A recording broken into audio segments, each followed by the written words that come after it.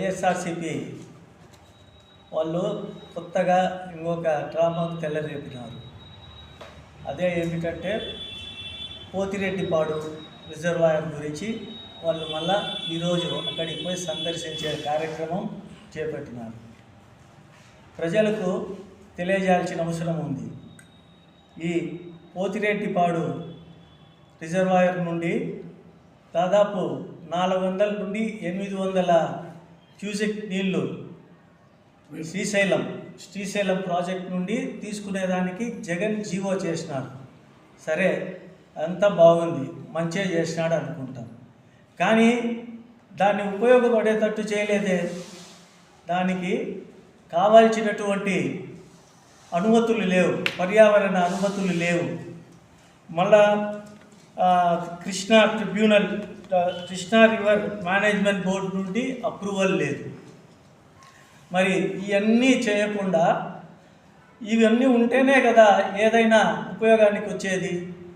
ఇవన్నీ చేయకుండా ఈరోజు మళ్ళా వాళ్ళ అసమర్థతను మన తెలుగుదేశం ప్రభుత్వం మీద రుద్దేదానికి ఈరోజు మళ్ళా పోతిరెడ్డిపాడుని సందర్శిస్తున్నారు వాళ్ళు. మరి దీని గురించి గత నేషనల్ గ్రీన్ ట్రిబ్యునల్ కోర్టులో అది జరుగుతోంది 4 ఏళ్లగా. ఇవన్నీ ఎందుకు జరుగుతోంది? వాళ్లకు పర్మిషన్ లేదు, పర్యావరణ క్లియరెన్స్ లేదు, అప్రూవల్ లేదనే దాని మీద ఈ 4 సంవత్సరాలు, ఇది మే 2020లో వాళ్ళు ఇచ్చిన జీవో. ఈ 4 సంవత్సరాలు వాళ్ళు నిద్రపోయి, కుంభకర్ణుడు నిద్రపోయినట్టు దాని మీద అఫిడవిట్ కూడా మళ్ళా దాఖలు చేయకుండా ఈరోజు మళ్ళా తెలుగుదేశం పార్టీ ప్రభుత్వం ఏర్పడినాక మేము చేసినటువంటి ఈ కార్యక్రమాన్ని వాళ్ళు ముందుకు తీసుకొని పోలేదని గవర్నమెంట్ మీద నేపం నెట్టి మా మీద నిందలు అయ్యే ప్రయత్నం చేస్తున్నారు. ప్రజలు కూడా గమనించాలా. ఇది పూర్తిగా వైఎస్ఆర్ గవర్నమెంట్ వాళ్ళు చేయకుండా పర్మిషన్స్ అన్నీ కూడా ఏవి తీసుకోకుండా జీవో ఇచ్చిన కారణంగానే ఆ కోర్టు ట్రిబ్యునల్లో కూడా ఆగిపోయిందే తప్ప తెలుగుదేశం ప్రభుత్వం దీనికి ఎటువంటి కారణం లేదు. ఇదే కాకుండా వైఎస్ఆర్సీపీ ప్రభుత్వం ముందు తెలుగుదేశం ప్రభుత్వం ఉన్నప్పుడు ఈ రాయలసీమ ప్రాజెక్టుల కింద కూడా కేటాయింపులు బాగా జరిగినాయి. చాలా బాగా మంచి డబ్బులు ఇవ్వడం జరిగింది. మీరు తీసుకుంటే వైఎస్ఆర్ ప్రభుత్వంలో మరి రాయలసీమ లిఫ్ట్ ఇరిగేషన్ కానీ మీరు ఎంత కేటాయింపులు చేశారు? ఇవన్నీ వాళ్ళు మరిచిపోయి వాళ్ళు ఈరోజు మళ్ళా వాళ్ళ ఒక అసమర్థతను తెలుగుదేశం ప్రభుత్వం మీద రుద్దాలని చూస్తున్నారు. మళ్ళీ ఇక్కడ తీసుకుంటే మన లోకల్ నాయకులు, వైఎస్ఆర్సీపీ నాయకులు, రెడ్ బుక్ కాదు అది బ్లడ్ బుక్గా మారింది అని అంటున్నారు. ఈ రెడ్ బుక్ ఎందుకు వచ్చింది? దీనికి కారణం ఏమిటి?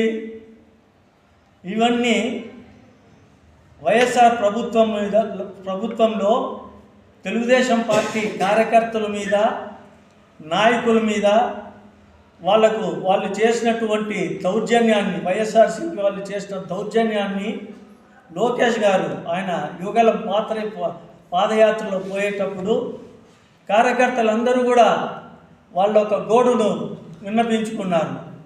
మాకు ప్రతి ఒక్క ఊరిలో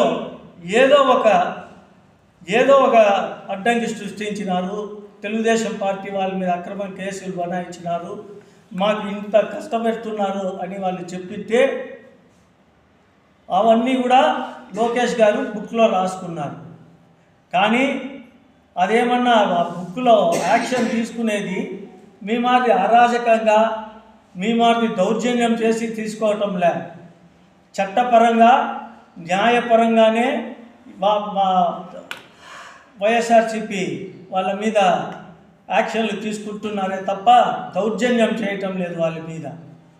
నిన్నటికి మొన్న తెలుగుదేశం పార్టీ కార్యకర్తల మీదే జోగి రమేష్ ఇంటి మీద దాడి చేసింటే కేసు బుక్ చేశారు.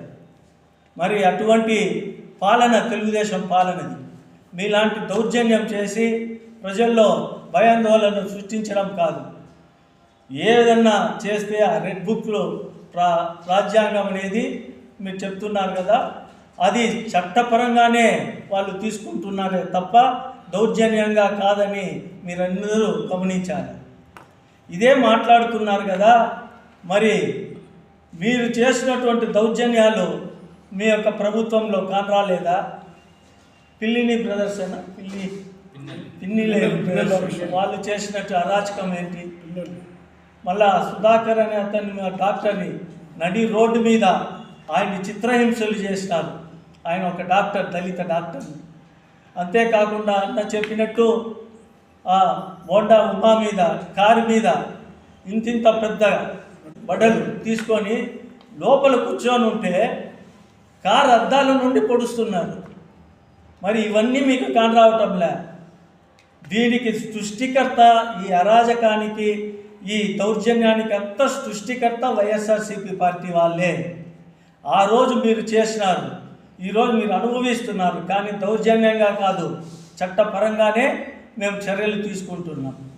ఇవన్నీ కూడా మీరు చెప్పేటువంటి మాటలు ప్రజలు అంత అమాయకులు కాదు, వాళ్ళన్నీ తెలుసు, ప్రతిదీ వాళ్ళు గమనిస్తున్నారు. ఇటువంటి ఆరోపణలు కూడా మీరు చేయడం మానుకోవాలని సన్వినయంగా కోరుకుంటున్నాను.